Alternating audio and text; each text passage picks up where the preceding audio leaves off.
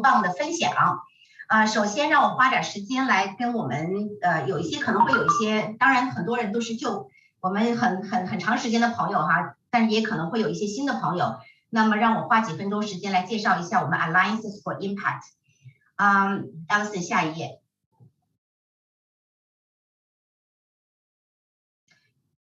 Alliances for Impact。AFI 原来是华人咖啡俱乐部，是美国联邦及纽约州政府批准的501c3非营利公益组织。我们的宗旨呢是宣传以华裔为主的亚裔群体对当地社会的贡献，增强亚裔群体对主流社会的影响力，并提高亚裔群体整体的社会地位。我们呢通过举办丰富多彩的线下主题活动和线上的讲座，以及针对亚裔群体需求的各种职场沟通以及领导力的培训项目。AFI 呢帮助北美华人拓宽视野和人脉，提高职业发展，寻找事业的合作机会，进一步促进华人抱团取暖，携手共赢。同时我们的思维学院呢是 AFI 教育领域的非盈利合作伙伴。我们致力于将最优质的财商、投资、沟通、领导力以及职场教育，用呢最浅显易懂的方式带入 K12的学员以及成年人的课堂。我们学院旗下呢有成年投资、职场领导力培训 K12 课程，包括华尔街少年 Wall Street for Kids 和青少年沟通、青少年创业及领导力各个项目多个系列项目。好，请翻下一页。我快速的分享一下我们最近的一些业绩和影响哈。首先，在过去的4年里头 ，AFI 建立了一个超过5万人的在线社群，总共有140多个不同主题的微信群，针对当下的热点话题举办各种的讨论。我们同时呢，从2020年的3月份开始，我们就举办了200多场线上的公益讲座，被誉为专门为北美亚裔家庭准备的知识盛宴。同时现在我们有一个云健身的公益课程，这个云健身的公益课程每天都有各种各样的瑜伽、舞蹈、武术、太极、冥想等免费课程，每一周呢参加的人数大概有1500人，平均每场都有200多人在线。思慧学院呢也为了3000多名成年和青少年提供了高质量的课程，包括了软实力、财商、投资、领导力和政治领导力、创业、写作、辩论等等。同时还带着青少年参加了各种商业和投资比赛。那我们的亲子学院呢，现在也非常的活跃为家庭呢提供了全方位的互助和知识的分享，包括自闭症的互助群、ADHD 互助组、幼儿故事活动、单亲的爸爸妈妈养娃经验分享。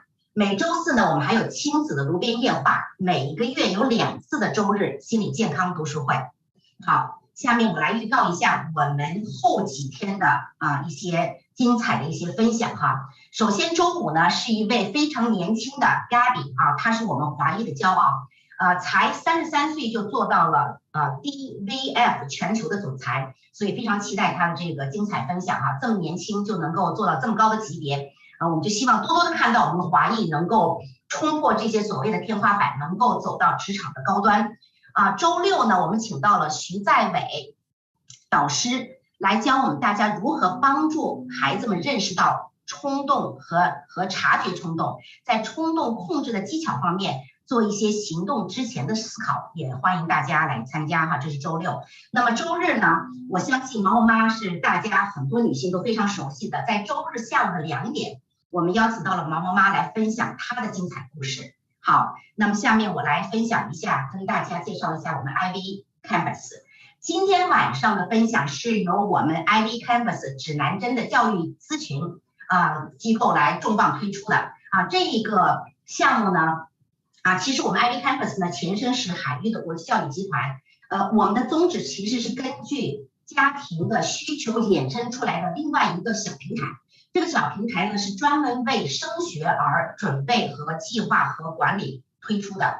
那么我们主要的工作呢是过滤那些口碑比较好的和最好的前藤校招生官以及独立的升学顾问，还有对接一些呢优质的辅导课程以及竞赛等教育这个资源，为孩子升学保驾护航。同时我们还会连接 AFI Westwise 的这些资源，给我们孩子在这个志愿者领导力还有其他软实力提升方面提供一些帮助。那今天晚上呢，实际上就是在我们众多研发和开发定制化的背景提升项目的之一啊。今天晚上我们是非常高兴和荣幸邀请到了哈佛大学的教授Dr. Deborah Phillips. Dr. Deborah Phillips is graduate from MIT as a city planning and also PhD. She's been working with Dr. Ellen Langer in her lab for positive psychology for many, many years. So tonight she's going to be introduced for the student in high school about introduction to health and positive psychology framework. So Alison, let's go into a little bit detail about the project. Next page, please. Okay, so this project is IvyCompass research program. The topic for research is called Introduction to Health and Positive Psychology Framework. So we're trying to invite those high school students from 9th grade to 11th grade. Those students might be interested in future going to apply for college in psychology, public health, or Premed path, interested high school student. The whole project is going to be scheduled for 11 weeks and totally 12 sessions. Every session is 90 minutes. So this time we are trying to focus on smaller group of students to enhance the positive quality and also experience. So we're only inviting 6 to 8 students to be in that program. After the program, the deliverable is we're hoping under the Dr.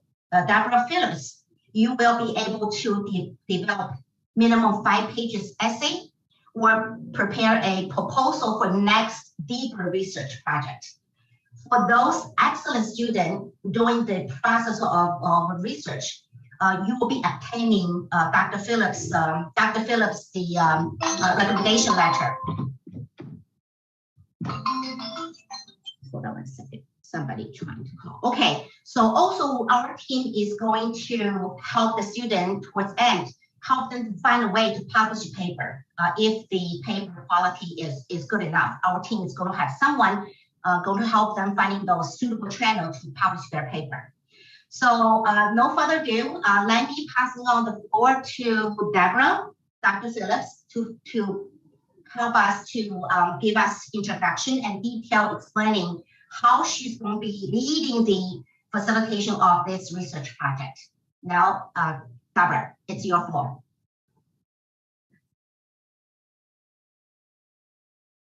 Hold on 1 second for Dr. Phillips to share screen. And you can unmute yourself, please.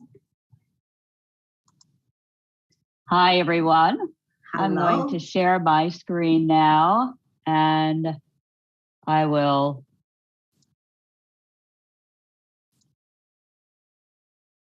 hopefully everybody can see that. Please let me know if there's a problem at any point during the presentation. And I think, Sophia, the way you want to do this is that I'm going to speak for a little while and people can put some questions in the chat.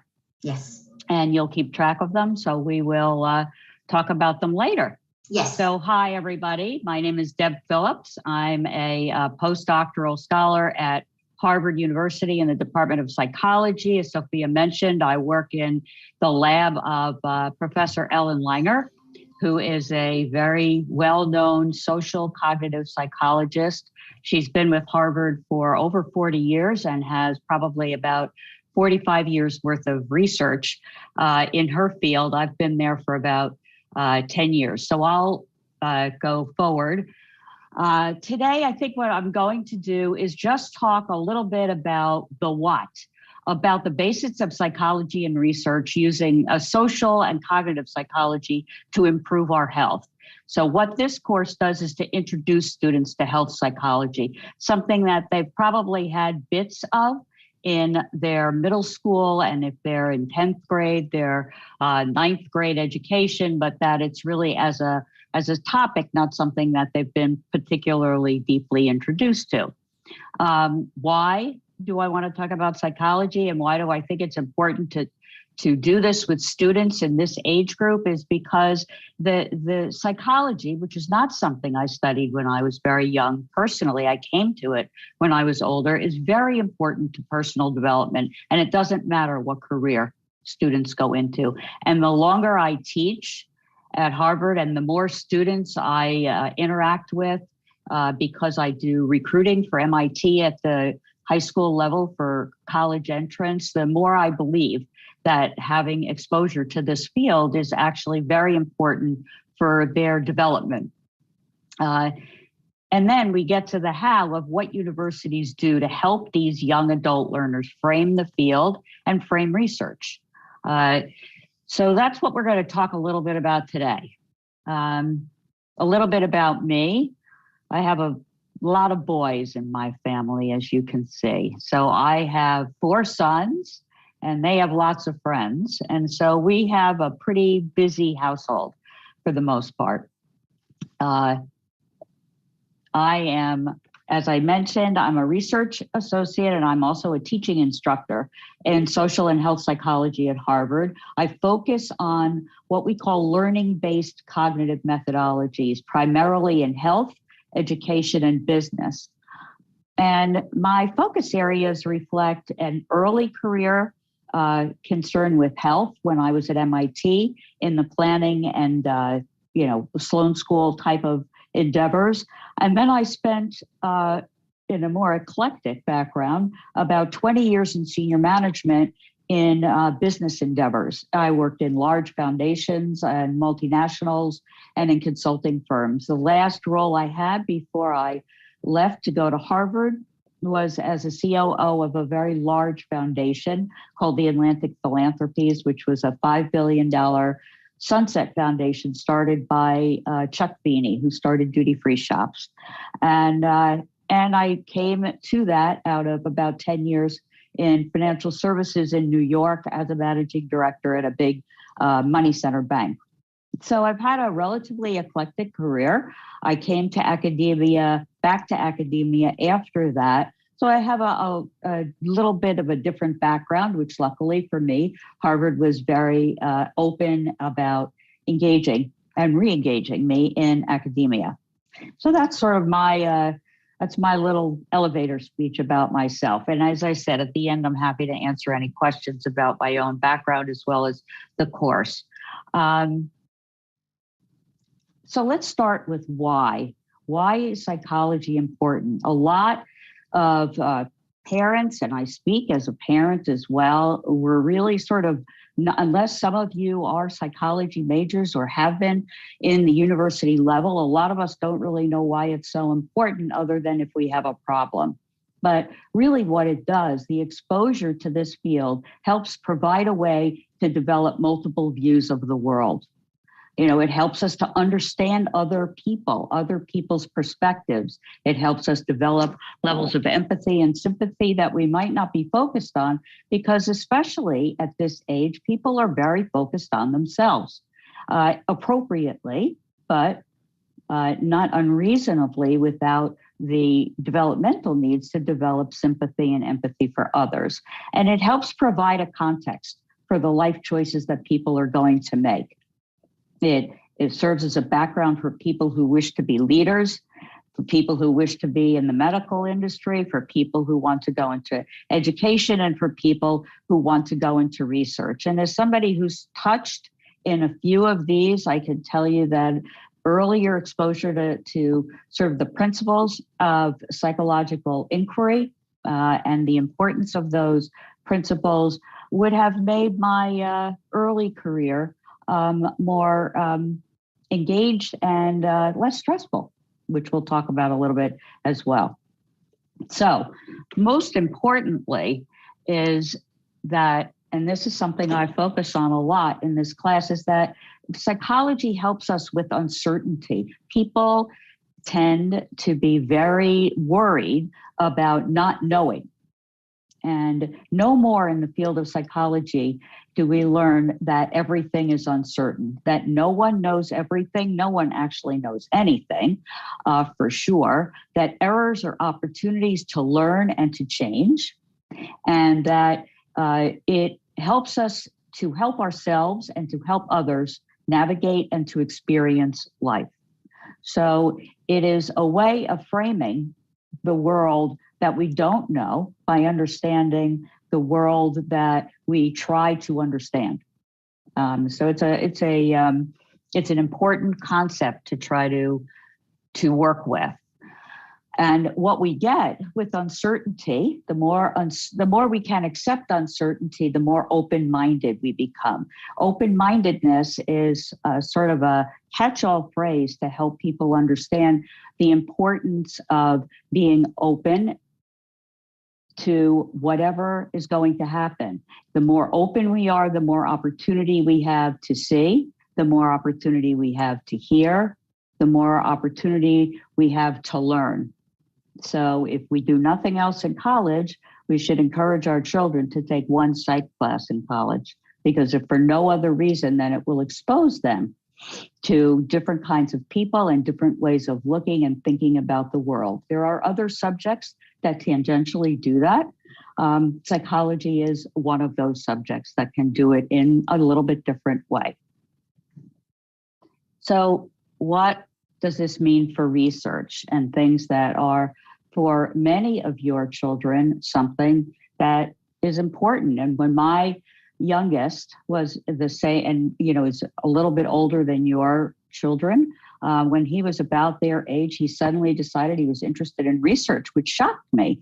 But why? Why was that important, and what is important about that? It is our way, really simply, of finding and telling stories to each other.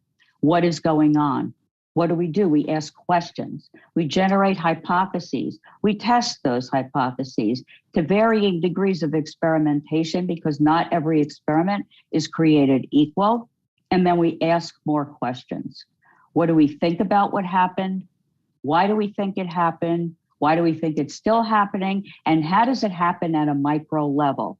What the researchers call looking for mechanisms or moderators in scientific research is really, it's asking the questions of what's going on, why is it going on, and how is it happening?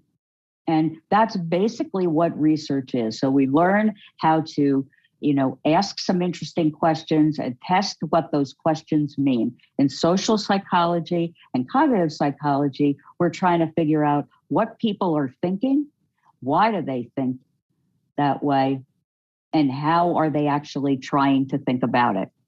So that's our key sort of frame for what we want to do when we talk about research. What does this mean for the topics that we're going to cover? In health psychology, and it's hard to give high school students a basics in a class that you would cover, 25 hours in the classroom, but we're going to cover 3 areas that are, I think, of critical importance to introducing students in the field, whether they're going to be in psychology or public health or pre-med. And I've had students that have done all of those things, as well as biomedical engineering and similar types of endeavors, neuroscience, a lot of neuroscientists. So we're going to focus on medical data, errors, decisions, and communication, because we want students to understand how to look at information, not to take information for granted, not to understand what it means to make errors in medical data, what medical decisions look like, what do decision trees look like, how do doctors talk to each other, how do doctors and patients communicate with each other. All of those things are critical to our understanding of what a healthcare system looks like, regardless of the role that you're playing. Academically as well, understanding the role of placebos and what we can do, what are placebos in not just a pharmacological experiment, but in a psychological experiment, because in the last 50 years, what psychology has done is introduce the concept of a psychological placebo, which speaks to what we can do when we think we can, a theory called mind-body unity. And it is of critical importance to introduce students to that concept. And last, one of the things that we think is very important, especially for this age group, starting at this age group, is stress. What is stress? How do we talk about it? How do we measure it? What can positive psychology tell us about how to handle stress and how to dissipate stress? And all of these will help them personally learn some basics about how to optimize health for themselves and for others. So what they will take from this, and they can the way I like to do this is I like for them to get engaged in the content of the course. Over the first few weeks, they generally will have some experience, looking more in depth at each of these areas, finding something that they personally feel engaged with and interested in, and then they can take the rest of the course to learn how to create a PowerPoint or a 5-page essay for publication or for something they can use in their travels with potential colleges later on, or even if they pursue courses in high school like AP Science Research, this can be, if they're early enough in their careers, a basis for looking at faculty at other universities with whom they can work over the course of their high school AP Science Research careers. They can also, if they're so inclined, develop a research proposal or a poster that can be used, again, as Sophia mentioned, with publications or in competitions, which, as you know, exists sometime in the 11th to 12th grade years in high school.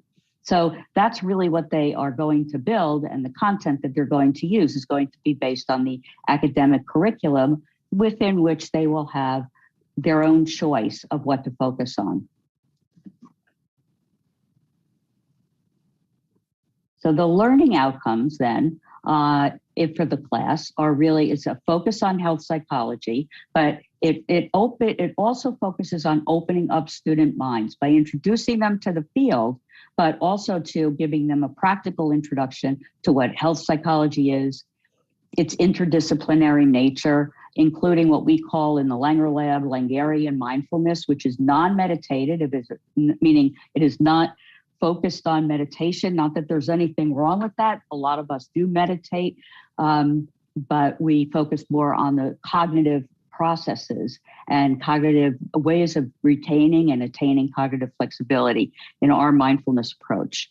So they will receive some traditional models and theories, and some interventions for health promotion and illness prevention. We have a lot of research, in my own personal area in health is chronic illness. So I have a lot of personal experience currently and over the last several years doing work in illnesses like ALS and multiple sclerosis and Parkinson's disease and similar chronic type of illnesses. So they will learn about interventions for that, and that will help, as well as other illnesses that they may be interested in. They will carry out practical exercises during the class with the focus on health, and they'll be introduced to developing what a real essay might look like on a health psychology topic, or a short research proposal, as I mentioned. So they'll understand and be able to utilize what I've referred to as these interventions for mind-body unity, and how to promote health. And we'll have a personal essay or a research proposal that they can then submit either for competition or as an adjunct to their application process. Let's see. So what we're going to do in terms of the structure of the class is, for each class, there is in-class discussion and practice. I've developed some thought-provoking exercises for students to do in class after doing reading for each class that I've tested with other students in research-type environments, but they are intended to be engaging and fun in the sense so that students become engaged with them. Homework will look like a short one-page reflection to discuss in the next class. So participation in these classes is important for them. And to prepare them to do that, they'll write a short one-pager so that they can share with each other what they have learned from the reading, and then we can make it a focus for that class discussion. That's one of the reasons that the classes are 90 minutes. So it gives them a chance to think, to talk with each other, and to share with each other, which is usually, in my experience teaching at with this age group or people a little bit older, but really there isn't a significant difference age-wise, the most beneficial for the students. And then out of that will be their 5-page essay or proposal that they will be able to write. So we will really be able to focus then on the importance of thinking. You know, one of the things that I knew I wanted to stress tonight, actually, with you, is that it's really important for students to question what they've been taught. You know, we know that your children are really good students, and people that apply to schools like MIT and Harvard are really, really good students. We know that they can take tests. What we're interested in is what questions they have. Do they ask why? You know, what are they interested in? So when they're in these types of situations where they're thinking about where they want to go to school or what they want to do with their education, it's very important, in addition to their academic performance, for them to be both questioning what they're learning and to be open to multiple explanations for things. That the search for causation, as we have, in many hard sciences, but equally in psychology, believe it or not, is less important to some of us than the cognitive flexibility with which we look for answers. Which answers make sense, in what context do they make sense, and why are they making sense? So basically, we want to hear questions more than we want to hear their answers. We know they can answer questions. You know, most of the students, most of your children are very well trained and high performers, and they've learned how to do that. And what they'll find in college and what they'll find in the application process to college and what they'll find in life is the more open they are to seeing different ways of looking at the world, the more they'll, be able to participate in different types of experiences. So that cannot be underestimated. And what I wanted to do for a few minutes, it's a little difficult to do it in this type of Zoom session, but I want to explore a little bit with you of the course for at least a few minutes. All right, so I'd like you to play along with me. And some of you may have seen some of these things, and that's fine too. But just play along with me for fun for a few minutes. So why do we use mindfulness as a focus to health psychology and a positive psychology approach? What is it? Langarian Mindfulness, as I mentioned, Langer Lab at Harvard, it's 45 years of research. And one of the most important things that I learned early on was that when Ellen Langer was at Yale doing her graduate degree, a lot of people were interested, as social psychologists are, in what people are doing and why are they doing it and what are they thinking and why are they thinking those things. And what she asked as a predecessor question is whether people were actually thinking at all. And so her work in cognitive psychology started with the idea of mindlessness as opposed to mindfulness. Why are people so mindful? And that's what we're going to do for a couple minutes here. So I'm going to show you something, and you may or may not have seen it before. If you've seen it before because you've been in some other event where this has been shown, then you'll understand why I'm showing it. So I'm going to show you a picture, and what we say is, so do you know what this is? It's like a really nice little psychological picture, and most people are like, yeah, well, I don't know. I have no idea what it is. Okay, so you don't know what it is. And then I show you what it is. So now I can't do this as a more interactive seminar, but what you see is a cow, right? Now you can see all the outlines of the cow, you know what it is, so what happens is that once we are told what something is, then we can see it, right? The next time you see it, you will know what it is. You know that's a cow now. You can't unsee it, right? You'll now, if I came back here in 10 years and I asked you what this was, you would say it's a cow because you know it was a cow because I just told you it was a cow. So we see something, we're told something what it is, we retain what that is, and we can't lose it. So now we don't see anything else but the cow. Right, so now I'm going to show you is something I want you to read. So I want you to close your eyes for a second, then I'll tell you when to open them. I just want you to read it really quickly once, and then I want you to stop, and then I want you to read it again. All right, so just close your eyes if you would like to play along. If you don't want to, then you don't have to. All right, so now read it quickly. Open and read quickly. All right. Now, how many of you read it? Can you see what's wrong with the words on this poster? All right, as opposed to, can you see what's wrong, though, with words on this poster? We do this all the time with people in these small settings and almost to a person, because we all think we know what we're going to see. We're all used to reading stuff like this. So we say, can you see what's wrong with the words on this poster?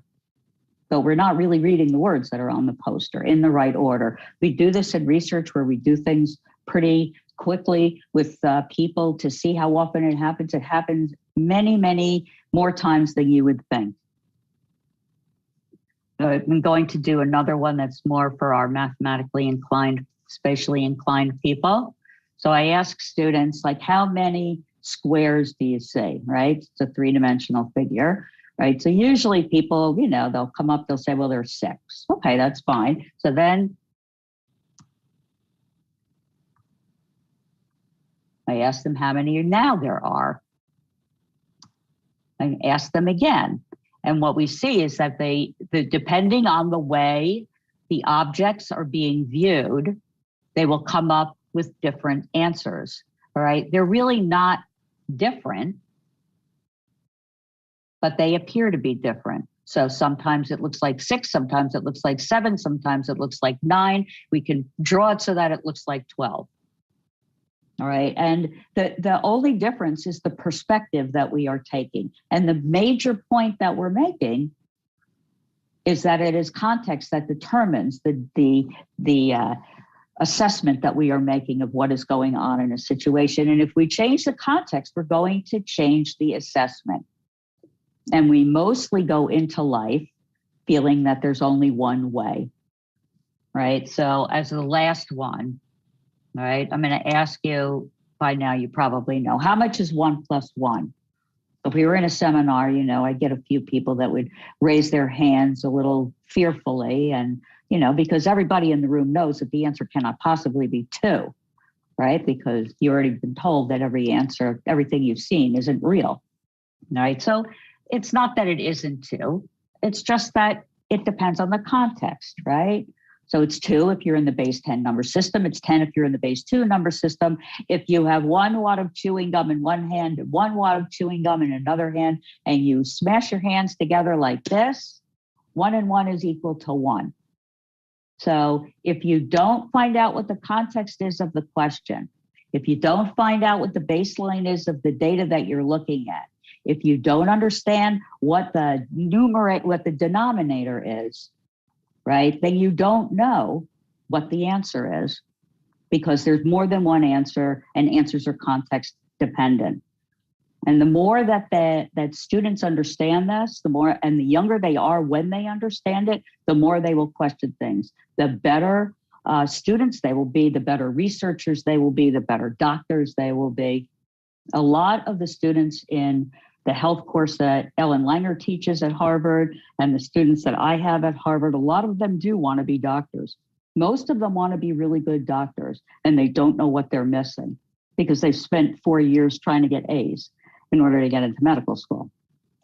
You know, these things are important for them to learn, even if they're not sure how they're going to use it quite yet. So what do we do? We teach them that first we don't know. So I tell them, first, remember when you were 2 years old and you always asked why, remember to ask why. Then we're taught it in an absolute way. This is what this is. Now, it's not that this isn't what it is. It's just this is what it is because, or in this context. So we're taught in an absolute way, then we think we know, then we stop paying attention because we think we know. And a lot, especially in health, health psychology, positive psychology, but a lot in health is that we have to be paying attention. If the doctor has a checklist and doesn't look at the patient, then the doctor's going to probably miss something. So before we stop, I wanted to show this to you. If I can make this little 2-minute clip work. If you've seen this, then you know why I'm showing it. It's just a 2-minute clip.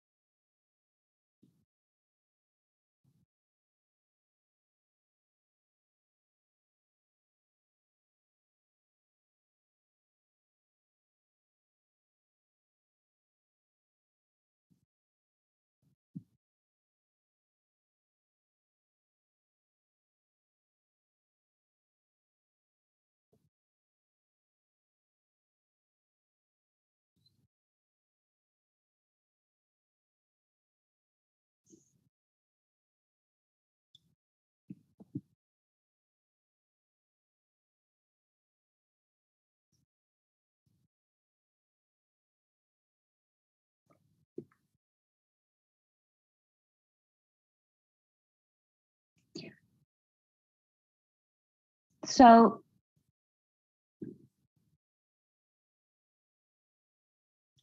the reason that I showed this is because I don't know how many of you, because we're not in a seminar type of situation, but a lot of the time, most of the time, people miss the gorilla.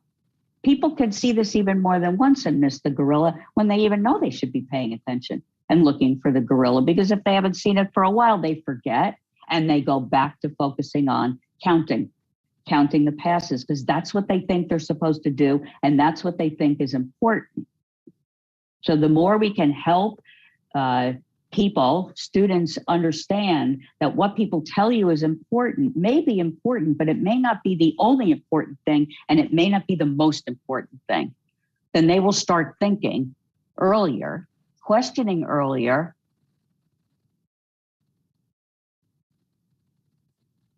right? And then they will be able to better understand, for example, that medical data can be misleading. It is not that it is all wrong, although we do have plenty of examples of, mindless errors. And medical errors, as probably some of you know, are rampant due to mindlessness, ours and our doctors. So how do we help people become more cognizant of what medical data is when a doctor gives you information, or when you're on WebMD all night trying to figure out what your problem is? How misleading is that information? How complete is it? How incomplete is it? How many people get this tumor? It depends. What does it depend on? How many people showed up to the hospital? What's your baseline? You have a certain bias in the sample. So if it's 50% of the people get this tumor that survive, you only have your 100% of your population is not 100% of the population. It's of a specific sample population. So we want them to understand, like we want everybody to understand how to question these types of things. All right, stress. This is a big thing for all of us. But it's a big thing for students. And the more I talk to students, and I as I said, I work a little bit with high school students outside of the research context, but also I've been a mentor to several high school students who have done research over the last few years. Most of them are pretty stressed. in advance of the college application process, and because they want to do well, because they're interested in doing well. So I help them. I ask them to go into a breakout room on Zoom. I ask them to tell me how stressed they are about this term from 0 to 10, just to see how many of them are stressed. You'd be surprised how high their stress levels are. All right, so we help. We'll talk about events don't cause stress. Our views of events cause stress, and we can control our views. These are basic concepts in psychology that are seldom used for these purposes, but it helps introduce them to concepts that impact our health, that are of critical importance in the world of research, and that are a little unique for people their age. But it's an extreme view. Disease is increasingly linked to stress, heart disease and other diseases. It's really a function of stress, we think. It plays a much bigger role than the medical community is willing to admit, and the medical community has come very far in the last 20 years in research and clinical work generally, in attributing a lot of disease to stress. So that is a big area quite often for students because it's something they're personally interested in, right? Examples of assignments, happiness exercises. Maybe they're crazy, maybe they're soft, but there's no downside to trying them. It's important for them to try things that they think are going to be fun because then they will experience them that way. All right, so I'll do things like I'll say authentically compliment 3 people between now and next week. 3 people that you don't know necessarily that well. But if that's what you come across, just be genuine, don't make it forced, and then think about how you feel about it afterwards. So tell us tomorrow, tell us next week. These are the things that they get to try, that then they become really surprised when it becomes something that is different, and it opens up their mind. And this is what we call the psychology of possibility. Now, I can't do that with you tonight, but a lot of the research that I will introduce to them is research that's based on, why are we so sure we can improve vision beyond 2020, think ourselves thin, reverse brain damage, because we need to free ourselves from constricting mindsets. And possibility happens when we recognize the difference between what is uncontrollable and what is indeterminate. So what are statistics? Statistics are probabilities. What's the difference between that and certainty? So the idea is that while we may not be able to control something now, it doesn't mean we won't be able to control it in the future. And that is really the primary goal of helping them understand what health psychology is, what positive psychology is, and how they can use it, to pursue their own interests in the field. And I think that's where we will stop today. So, shall we take questions? Yes. Thank you, Dr. Phillips. That was wonderful. I learned a lot. I just wanted to tell the participants, if you have any questions, you're welcome to raise your hand and also open up a mic. I would like you to have a direct dialogue with Dr. Phillips. But I also, in between, I will go through the chat box to read some of the questions. Meanwhile, some of the audience might be thinking about having a conversation with you. I'm going through the question in the. I know there's maybe some audience also coming from China, so they're asking what time is the class session going to be held. At this moment, because we're considering there's some student could be coming from the West Coast and Canada and also possibility of China, so we wanted to right now focusing on possibility of considering Dr. Phillips is also very, very busy. She has 3 major research projects going on right now, and besides the teaching at Harvard. So we're planning to hold a Saturday morning Eastern Standard Time, 10 to 11:30. So being in mind, the session is 90 minutes per session. So starting dates is April, we're thinking April the 16th.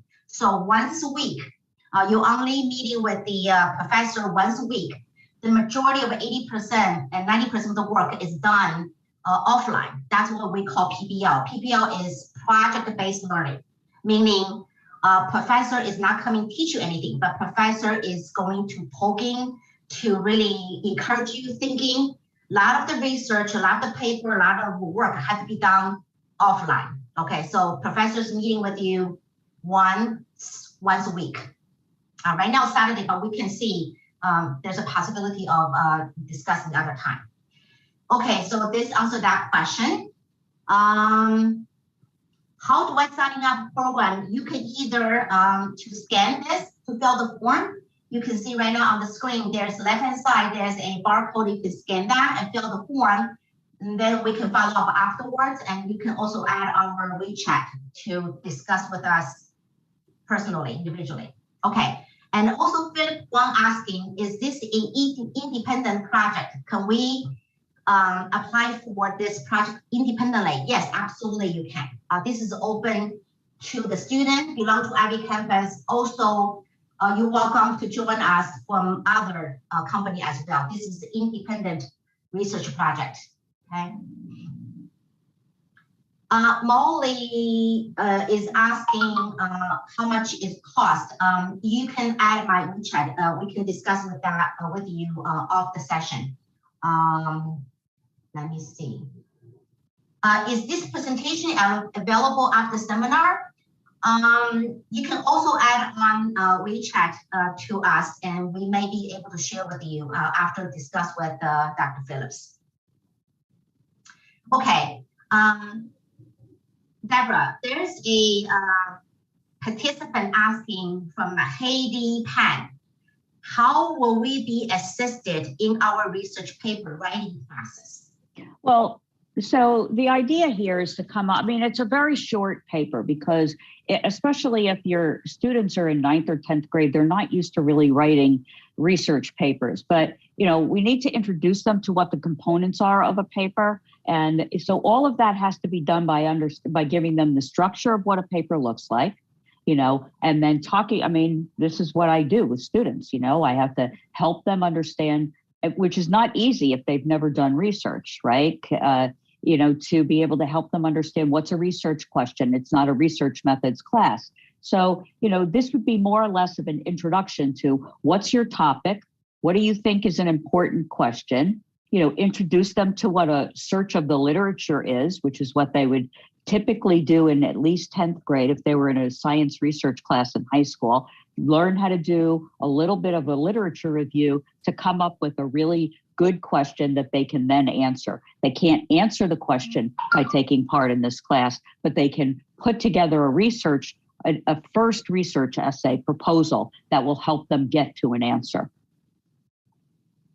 As opposed to writing an essay that says, take a topic about stress, and I want you, you know, and then figuring out what part of that they can, they want to do a paper on, which is equally valuable as an adjunct to an application, as opposed to, you know, taking it the next step, which might be to actually do a research project. Okay, does that answer your question? So I have to get them to I have to get them so that they can get to the second step if they really want to do research. Okay. Now I'm going to open mic for Sharon Gao. Sharon Gao, you are able to unmute yourself and you're able to speak directly, please. Sharon? Hi. Hi. Thanks for the good talk. I do have a question about, you know, when Dr. Phillips gave the instruction to the student, would that be like a group? Just a group discussion format, or it is like one-on-one discussion or instructions? Well, the class is in a small group class. That's why the class is small. So in this case, it's a small group class. You know, you know, I'll have to take time with each student, you know, individually in different points, because the final session of the class is students actually presenting what they've learned to their fellow students. But, I have to take time with each student to answer their individual questions because they're presumably not going to be doing the same thing with each other because it's individual projects. So it has to be a combination of engaging them with each other, but then if they have questions on their own, that they have to be answered individually. Okay. And Dr. Phillips, do you think they can, if they just Google the materials, will that be sufficient, or they actually have to access to certain journals, professional publications? For their own paper or for the class? For their own paper. Well, for their own paper, it's not, peer-reviewed journals is not likely because those are usually either a combination of actual research that's done, and in that would be the next step, or review papers, which are done by people like me who are doing meta-analyses of other people's research, as well as their own. But there are other outlets that for students who are young like this, who can publish before they're actually doing a lot of research. So we have to, that's what I'll work with Sophia and her team to identify, depending on what the students' interests are, where those outlets might be. Correct. Okay. What I'd like to do is give them enough information so that they know what kind of a research methods class do they want to take. Like my son, before he went into, he was a neuroscience, he wanted to learn about the pathology of Alzheimer's disease, and he just wanted to do the hard science part of that. When I watched him in 10th grade go through journal articles, and, he could understand the math part of it. And, it takes a long time to learn that. That's step 2. And that takes 6 months for 10th grade students to learn how to do that. If they're doing, hard science or social science, because you have to learn how to read a research paper, and then you have to learn how to combine what they all say and figure out why your question is interesting and important. Research is not only about asking a question, it's really also about asking a question that's important, that people are interested in. So it's an introduction more or less, and I think there's a question like this on the chat, to what are the things we need to learn in order to write a research paper? What's the structure of it look like? Okay. So how could they know that, for example, they come up with some conclusions or their own analysis that have been already published or already in the common domain? So whether they, how they know that their ideas are novel or not? Well, that's why they need to talk to people like me, or if they're in a different field, they end up in a really different field outside of what I do. They'll have to deal with their mentor. Okay. Usually because you really need to have somebody who understands the field that they're in. So somebody like I do a lot of work with neuroscientists because I happen to deal with, neuromuscular diseases, but I'm not a neuroscientist. So if somebody's interested in the pure neuroscience track, then they're going to need to talk to people who have done things like the Bayesian brain. Okay. All right. Thank you. Yeah, I just wanted to emphasize, Deborah, I think throughout the time working with us, she's best emphasized on through this session, the high school student will learn how to ask input questions and also learn how research should be conducted. So to prepare them, given the skill, until they go into colleges, will be a lot of projects they have to be working on. So build a strong foundation for them to working on continuously until they reach to college, right? College time. So that's something I take away.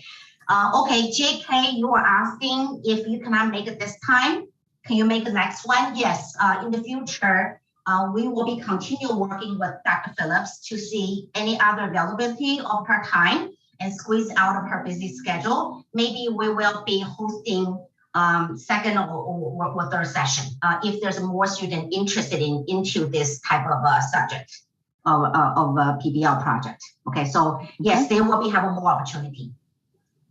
Okay, and Lin Chu is asking, this course is good for what age group? Right now, we're thinking by talk to Dr. Phillips is 9th grade to 11th.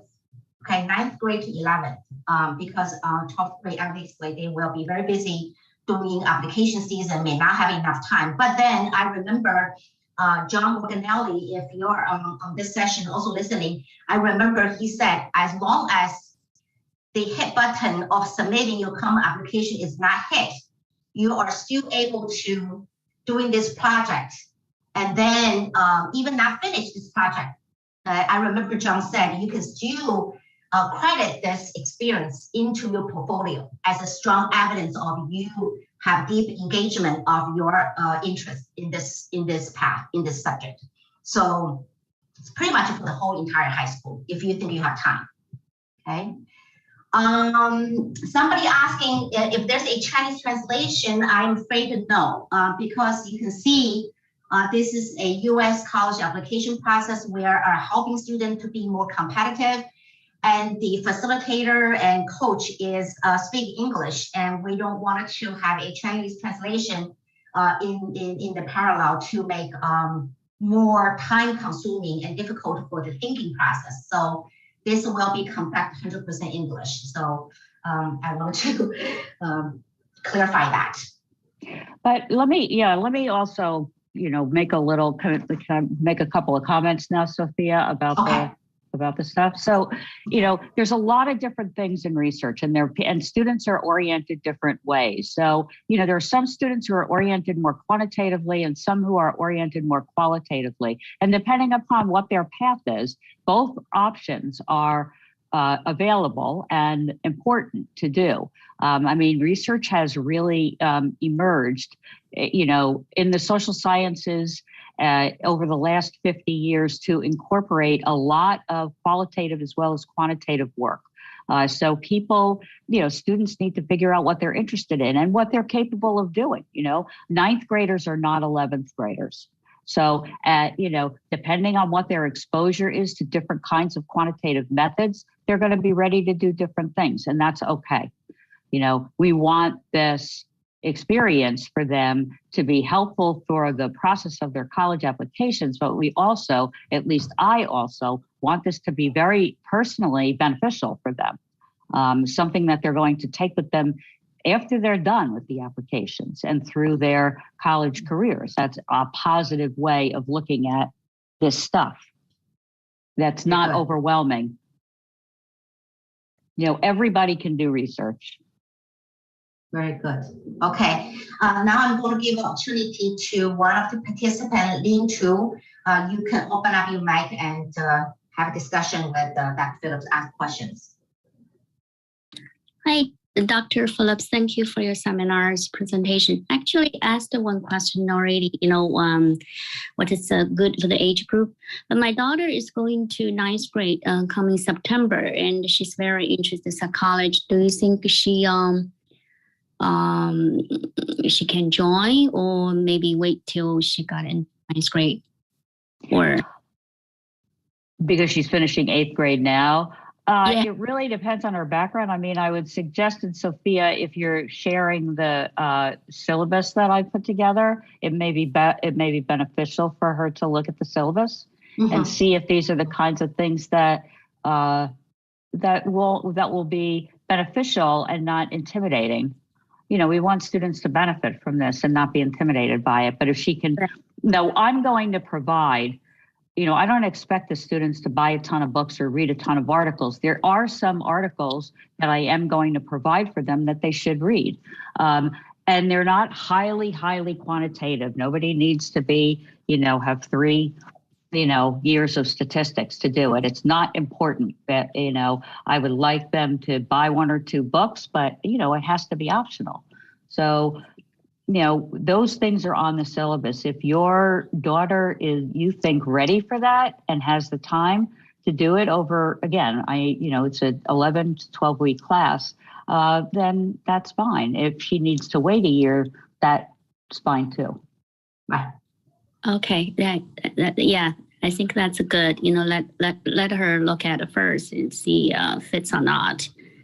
Yeah, Lee, you can either add my WeChat or Allison's WeChat, and both of us will be able to provide you some of the detailed information, and then you can evaluate. And we're hoping Dr. Phillips will be also have time for us next year.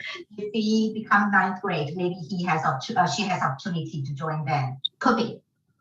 Okay, and the course will be designed to level up, or basically it's like the same course is repeating, or yeah. Good question. Maybe repeating, and we also will discuss with Dr. Phillips to develop a different subject. So we may be parallel, meaning we will be repeating the same thing to have more students have opportunity to join, because this is like foundation. Like what Deborah said, is going to be teach them how research foundation methodology is. But at the same time, we might also throughout the time develop some other subject for her to leading the research project.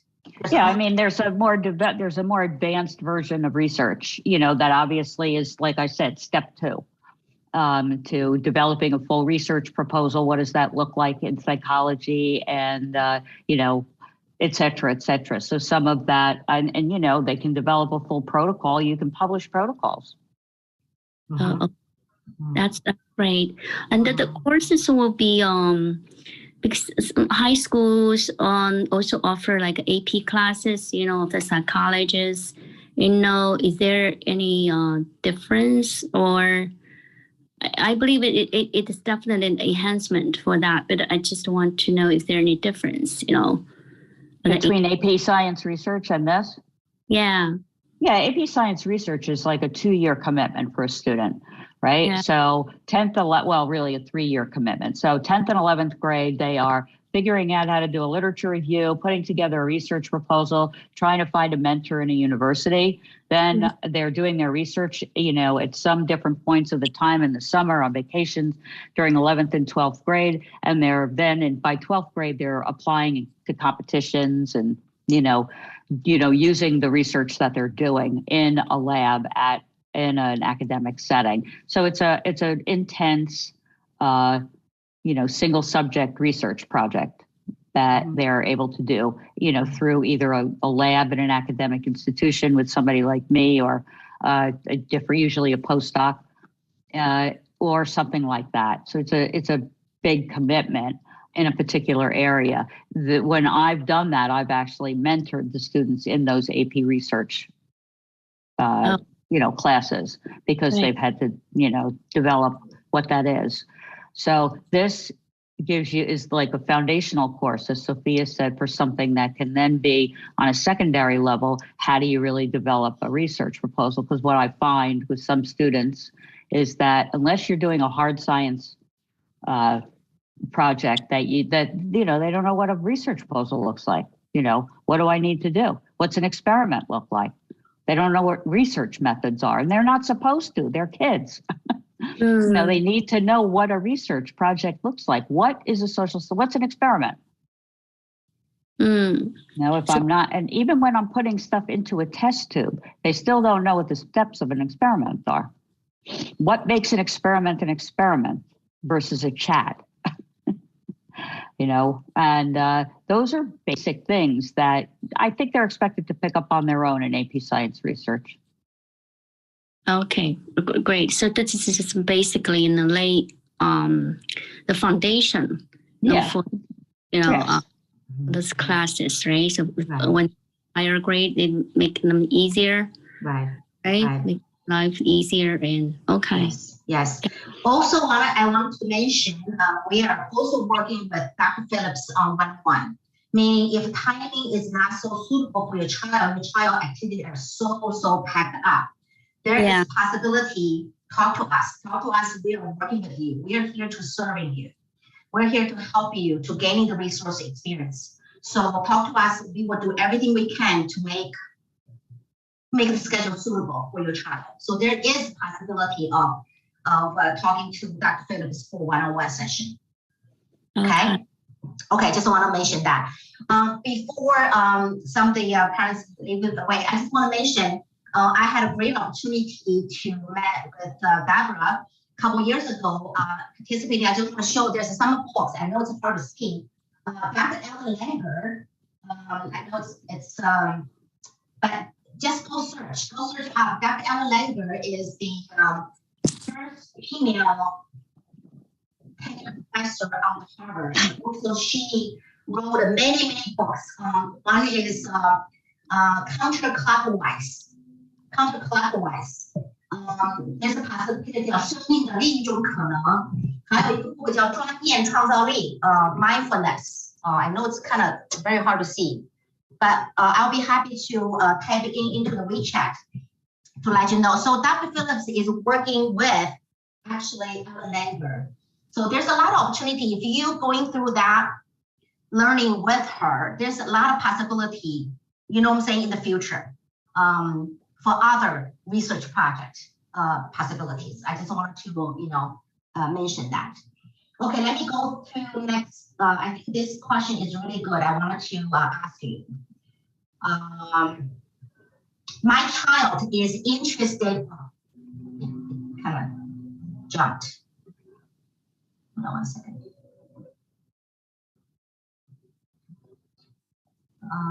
Yeah, will you touch it? Okay, my child is interested in behavior economics, social or consumer psychology. Is this the right course for her? What did you, behavioral economics and what? Social. Yeah, that's what this is. This is, yeah. First, Ellen Langer is the sort of the mother of behavioral economics. And, some of the work that we do, which is in here, I can't see it on the syllabus at this time, is with a professor at Duke called Dan Ariely, who's a behavioral psychologist. And, they're economists, basically. So a lot of the basics of what we do on the mindfulness side actually deals with behavioral economics. Like Richard Thaler in Nudge on the marketing side. He's a professor at the business school at Harvard. A lot of these are very much linked together. They're interrelated. They are not the same, but they are interrelated. And social psychology is basically where Ellen Langer resides on the Harvard faculty. Okay. So that's where I am. Philip Wang asking, is psychology very popular in Harvard and hard to get in? Well, Harvard is hard to get into. I think that psychology is fairly popular. I would say it's a fabulous department. And I tell this to students who are at Harvard who are not sure what they want to concentrate in. They have some really phenomenal faculty there.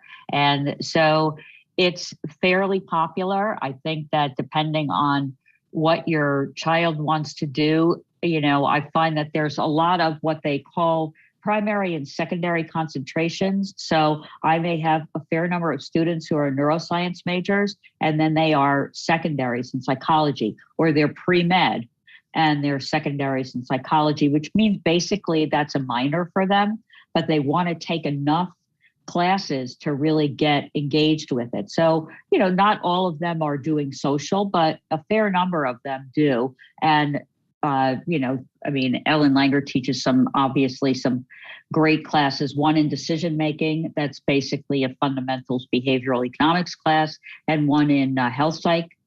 There's Steven Pinker is a world-renowned psychologist who is at Harvard, who just teaches fundamental psychology. He teaches freshmen.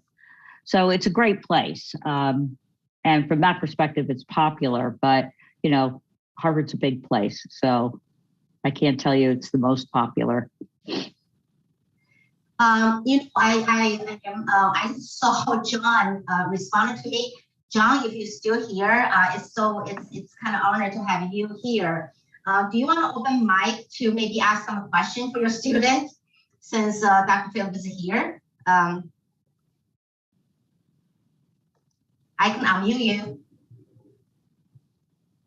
All right, go ahead, John. I am on you. So, hi, Sophia. Hi, Deborah. Fantastic presentation. Thank you so much. Really enjoyed it.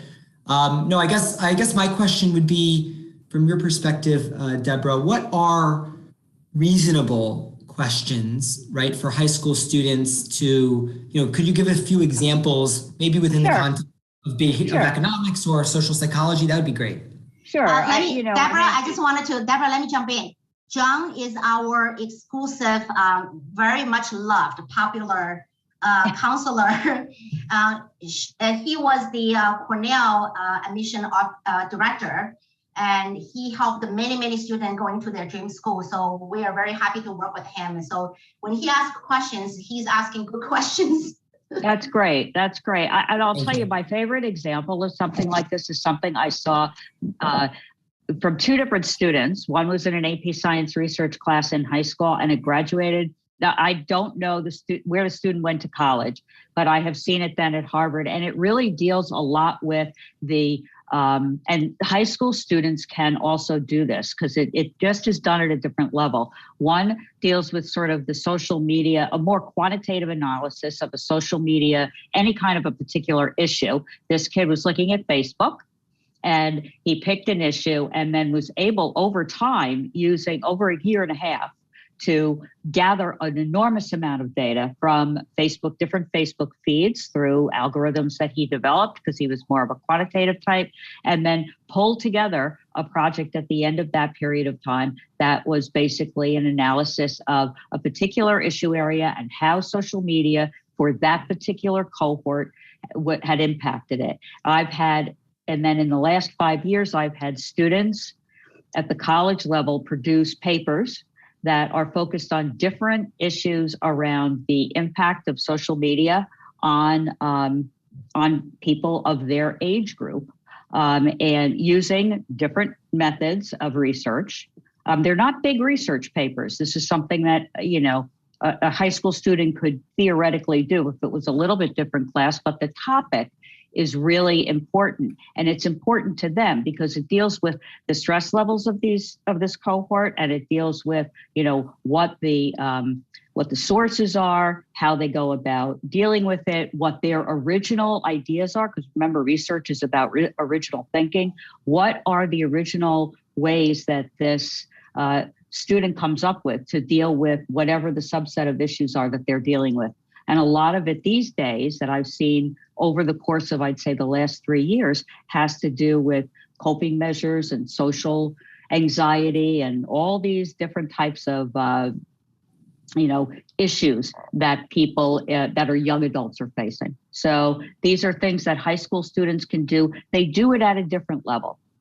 They don't do it in the same way that somebody who's a junior in college writes a 15-page paper. But they can all address the issue.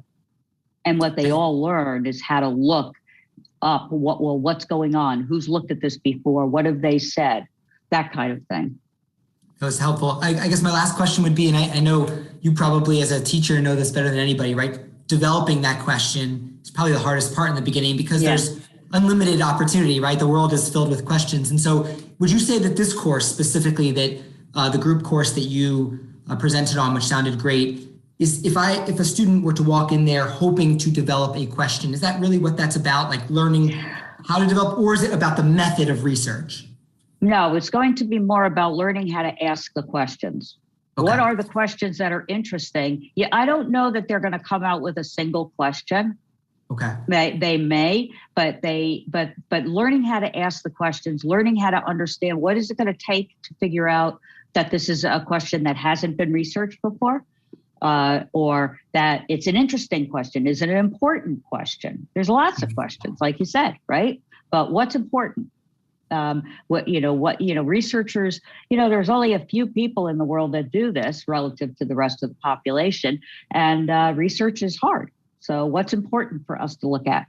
Let me just say one last thing. So I'll give you an example of the quote unquote important questions that I try to develop with students. And an example would be more so in public health, right? I don't know, social psychology, this type of stuff is a little more complex from my perspective as it relates to kind of building application stories. So when you think about policy and you think about systems, it's easier to identify issues, right? And to think through how research could impact those issues. So the example I always give would be, for example, if a student is interested in understanding how a low-income housing project may positively or negatively impact the economic vitality of a community, right? They could engage in some level of research on a very simple question, right? Like about, let's take a look at a similar example, literature review, right? Of similar counties or similar inputs, right? In other systems, and then come back and say, based upon our literature review of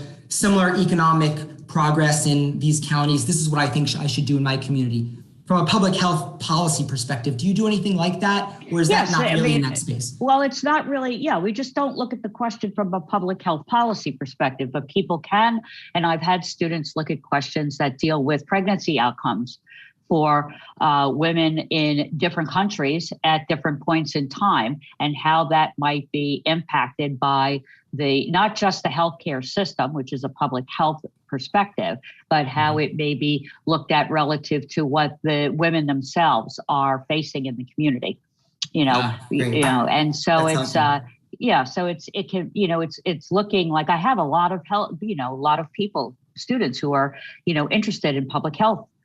Right. So it's like, this is not a public health class, but the issues are issues that you just look at from a different perspective. If I taught them, or helped them learn how to do that, then whether they end up going to a school of public health for a degree, or they end up with a degree in psychology, they're going to be pretty well, able to learn how to look at ask a question. Agreed. Thank you so much. Much appreciated. Thank you, John. No problem. Asking great question. Thank you. I just also wanted to mention in April, we will be having an economic and also finance PBL program is going to be ready to rolling out. So that will be coming up soon. So gradually we'll be having a lot of multiple industry projects, research learning based program to pushing on the market to be available for students to select. Okay, I just wanted to mention that. So that session, please watching our promotion materials. Okay, would you please answer that question of Frank Wang asking, what is the career path for students to major in psychology? A career path? Mm-hmm. Oh, there are so many career paths for psychology. Some people end up going for clinical degrees because they want to do private counseling and clinical work with people. They want patients. Some people end up going into industrial psychology because they want to work in companies and do, counseling with people who are in, the corporate environment. There are people who go into school psychology. There are people who go into research. And there are people who go to med school. So, there are people who go to law school, but, a lot of it is, probably med school. So it's basically a very open field. I mean, there are people usually in psychology, the people who are going to graduate school may work for a couple of years before they decide what to do. Not unlike people these days, a lot of students who I've anecdotally known who take a gap year before going to med school. So it's a big field. Okay. All right. Let me see if there's any other good questions. The project we're right now we're planning to start April 16th for the spring session. So the spring session is once a week. We started on April 16th. Okay, but the summertime we could be having another possibility to hosting session. Okay. Let me see.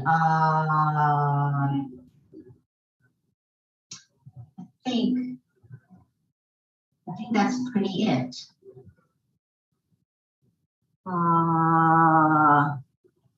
Okay, for Rachel Lee asking, for the research part of the paper, should that be quantitative research or can also be qualitative?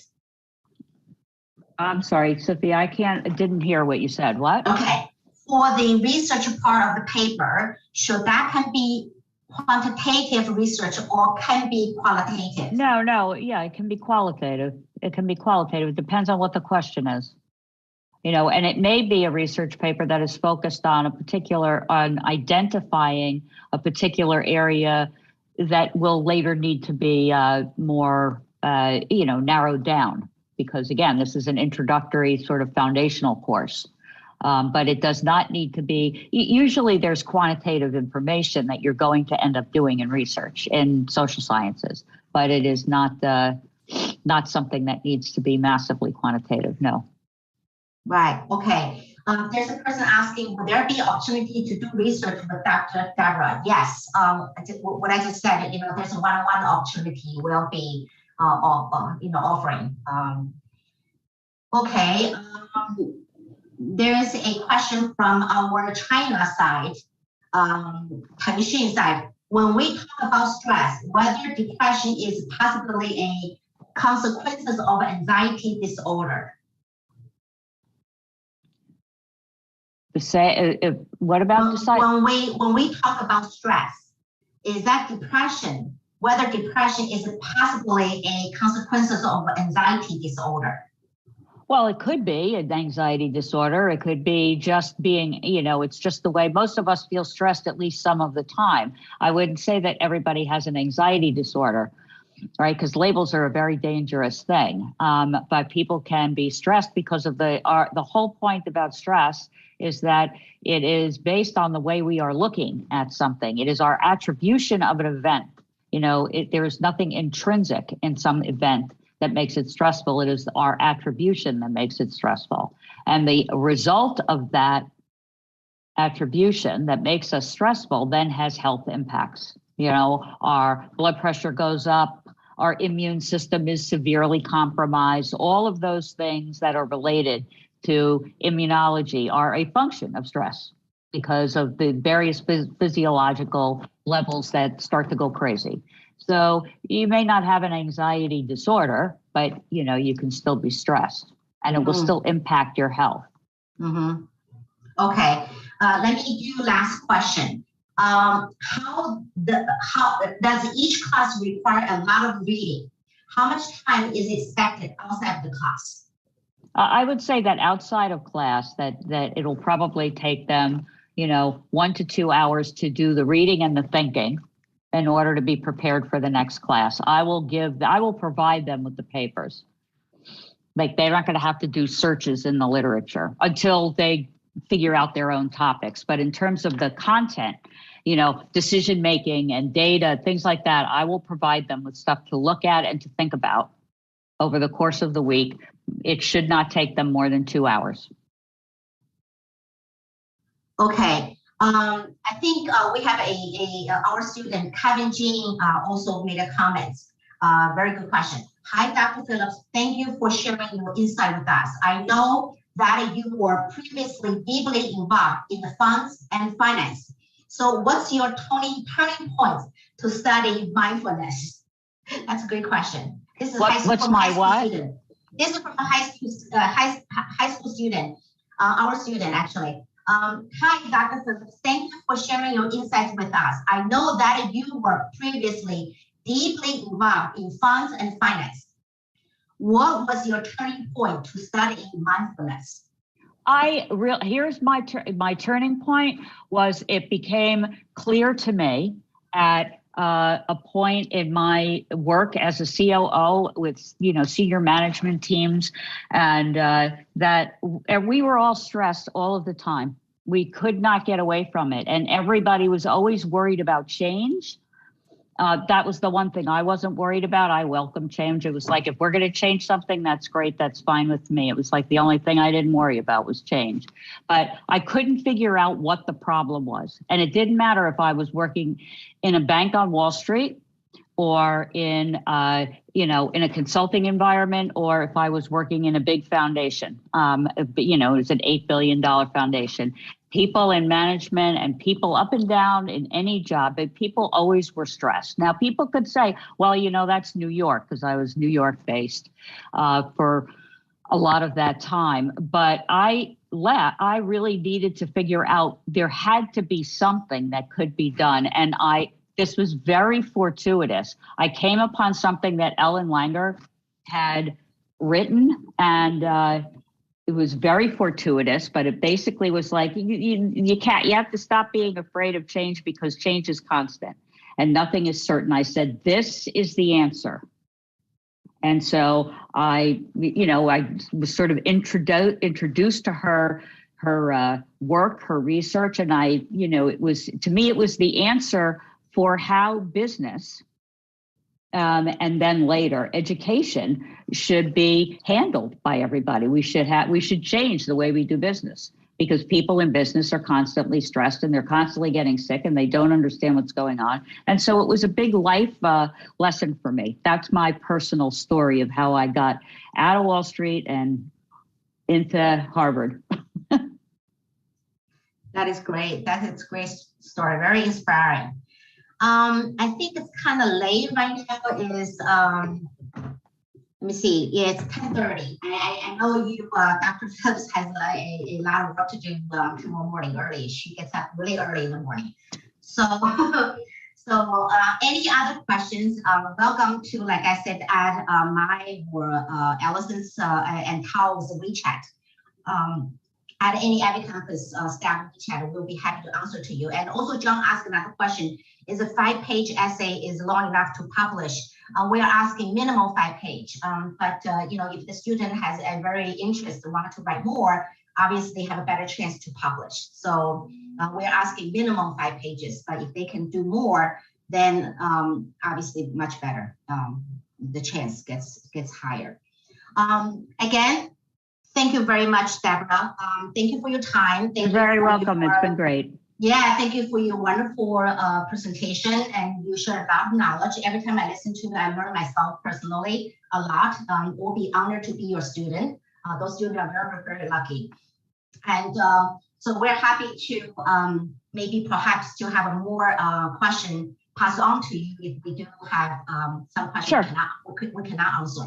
And thanks again. And thank you, John. Thank you, Kevin Jean. Thank you for asking a question. And thank all the participants and family and moms. You guys are great. Thank you for supporting us all the way. And I wish everybody have a great night, and looking forward to see you again on our other sessions. And thank you, everyone. Thank you. Bye-bye. Bye-bye. Good night.